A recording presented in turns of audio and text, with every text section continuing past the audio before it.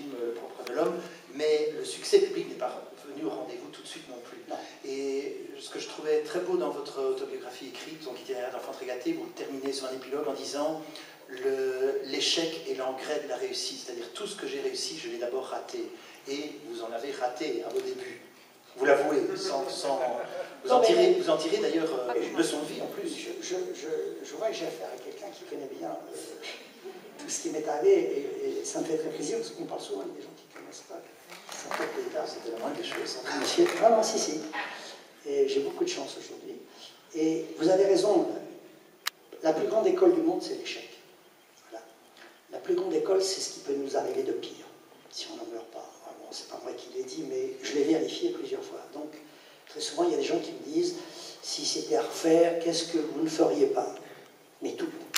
Tout, parce que c'est quand les choses ont été mal que j'ai progressé. Je veux dire qu'un autodidacte se nourrit de ses échecs. Vous savez, les plus belles fleurs poussent dans le fumier. Et c'est valable pour tout le reste. C'est à chaque fois que j'ai été meurtri, à chaque fois que j'ai souffert, que j'ai progressé.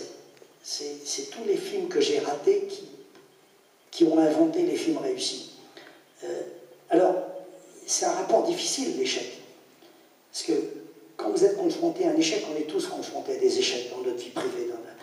C'est une alternance de réussite et d'échecs. Et au début, mes échecs m'ont servi à rien parce que je disais c'est la faute des autres. Si au moment où vous êtes confronté à un échec, vous dites c'est de ma faute, si vous plaidez coupable, alors là, les progrès sont énormes, colossaux. Et pour revenir à la question que vous me posiez, c'est vrai que mes 6 premiers films ont été des échecs relatifs. Et donc, inconsciemment, ces échecs ont préparé un homme et une femme.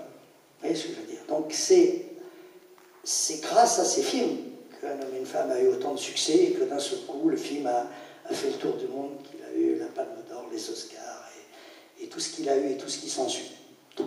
Donc, je peux affirmer, et c'est ça que je voudrais dire à mes enfants et à tous ceux qui ont leur âge, il ne faut pas avoir honte de tout ce qu'on rate, vous voyez, et à tous les niveaux, à condition évidemment de dire c'est de ma faute.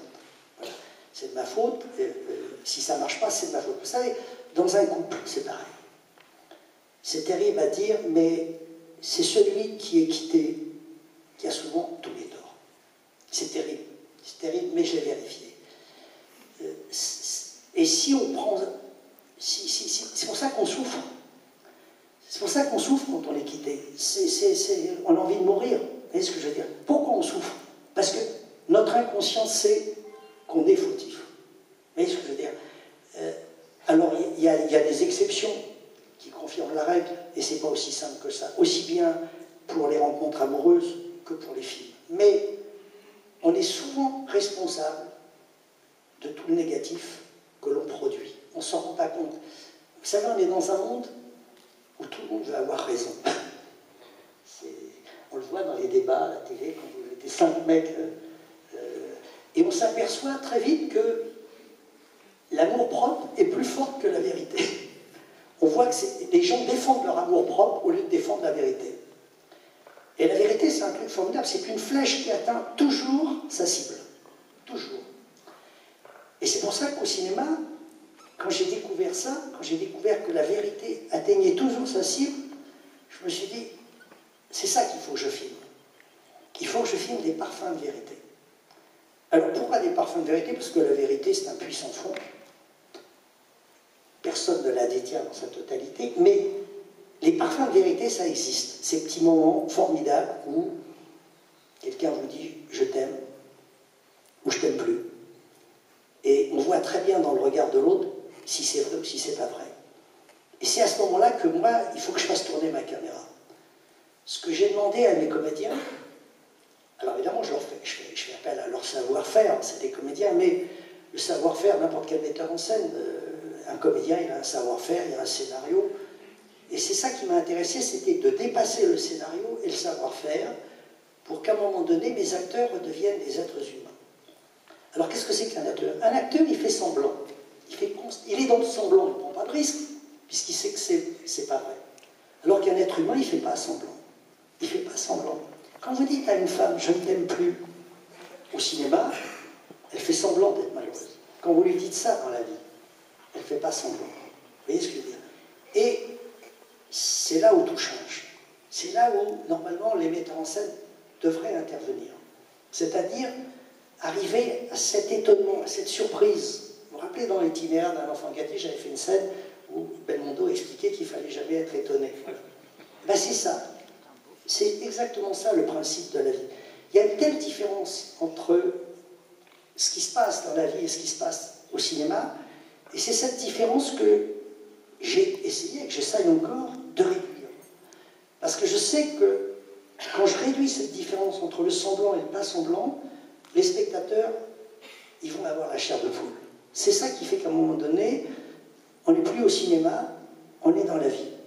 Je pense que c'est ça que les gens aiment dans mes films et que d'autres détestent. Vous voyez ce que je veux dire? Parce que pour filmer ces parfums de vérité, je suis prêt à tous les sacrifices, je suis prêt à faire l'école buissonnière, je suis prêt à sortir du film, je suis prêt à tout. Parce que ces petites flèches de vérité, c'est ça qui nous fait fonctionner. Voilà. Alors, le cinéma, il a 110 ans, 115 ans. Moi, j'ai eu la chance de l'accompagner sur la moitié de sa vie. Et il a tout l'avenir pour lui. C'est une machine infernale, le cinéma. Vous savez, on est tous des cinéastes. Tous. Vos yeux, c'est la plus belle caméra qu'on puisse imaginer. C'est la plus belle. Vous êtes en train de me filmer, moi je suis en train de vous filmer. Donc, le cinéma, c'est un art naturel. C'est pour ça qu'il est populaire. Nous sommes tous des cinéastes. Tous. Il y en a qui le sont un peu plus que d'autres, tout simplement parce qu'ils sont un peu plus curieux. Je pense qu'on devient cinéaste quand on a une curiosité exacerbée. Et donc voilà, alors c'est cette caméra rattachée à la curiosité qui m'intéresse et que j'ai envie de partager avec vous. Il se trouve que ma curiosité est sans limite, tout m'intéresse, tout, je suis une vraie concierge. Concierge de luxe, puisque je touche des gros pourboires, mais le moindre incident me fascine, me passionne. Si aujourd'hui je suis là, c'est parce que ça m'amuse. Peut-être qu'un jour, il y aura dans un de mes films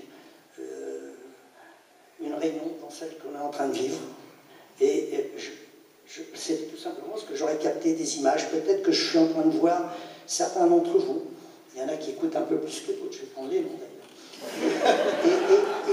Et tout est comme ça. Et donc, si je faisais des gros plans sur certains d'entre vous, c'est parce que d'un seul coup, mon œil verrait quelque chose en plus.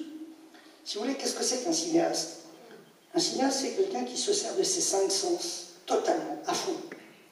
Vous avez aussi 5 sens. La plupart du temps, on ne s'en sert pas. La plupart des gens sont aveugles. Puisqu'on parle d'aveugles, avant-hier soir, j'ai montré ces amours-là à des non-voyants. On a fait une projection au cinéma des cinéastes. Vous voyez comment je rebondis. Et à des gens qui ne voyaient pas l'image. Et ils avaient un écouteur qui leur soufflait dans l'oreille ce qu'il y avait sur l'écran.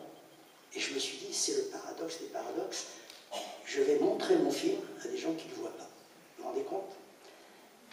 Et j'ai accepté que ces amours-là soient le film test pour cette opération. Et ça a été bouleversant. Ça a été bouleversant. D'un seul coup, des gens ont vu un film qu'ils ne voyaient pas. Alors, il y avait la bande-son, il y avait la musique, et à la fin, ils ont applaudi comme des gens qui avaient vu le film. Ils étaient bouleversés comme des gens. Et ils disaient les mêmes choses que ceux qui avaient vu le film. Donc, vous vous rendez compte comment ils se servent des sens qui leur restent. Tout ça pour vous expliquer qu'il y a énormément de gâchis sur nos 5 sens. Si on se sert de nos sens, c'est impossible que la vie ne soit pas belle. C'est impossible. C'est la perception de ses sens. Et à la fin de la projection, Audrey Dana, qui est l'actrice principale, il y a une femme non-voyante qui est venue vers elle et qui lui a dit « Madame, est-ce que je peux vous toucher le visage pour voir si vous ressemblez à celle que j'ai vue ?» Et je vous assure, j'étais ému à un point que vous ne pouvez pas imaginer. Alors elle a touché le visage de cette femme et elle lui dit « Ah ben oui, vous avez exactement les yeux que j'imaginais. » Alors vous voyez, c'est ça que le cinéma peut vous donner. Et quand je dis que vous êtes tous cinéastes, On est tous cinéastes, tous. C'est pour ça que c'est un art populaire, et c'est pour ça que j'ai été capable de faire ce métier, parce que n'importe qui peut faire ce métier. Et c'est pour ça qu'un jour, je vais faire une école de cinéma, pour que tous les autodidactes comme moi, et tous ceux qui n'ont pas les diplômes pour aller dans une école de cinéma, puissent suivre ces cours, puisque ces cours seront donnés à la télévision, et que tout le monde pourra les regarder. Mais ces cours seront aussi réservés à ceux qui aiment le cinéma. Parce que on prend 2 fois plus de plaisir au cinéma quand on connaît l'écriture cinématographique. La plupart des gens vont au cinéma sans connaître l'écriture cinématographique. C'est comme les gens qui regardent la peinture, mais ceux qui savent peindre, ils apprécient mieux. Donc je rêve de cette école, pour ceux qui voudraient en faire leur métier, et pour les spectateurs, pour qu'ils dégustent davantage les films qu'on nous propose. Voilà, je m'excuse de faire toutes ces apartés. Où en est ce projet, Claude, d'école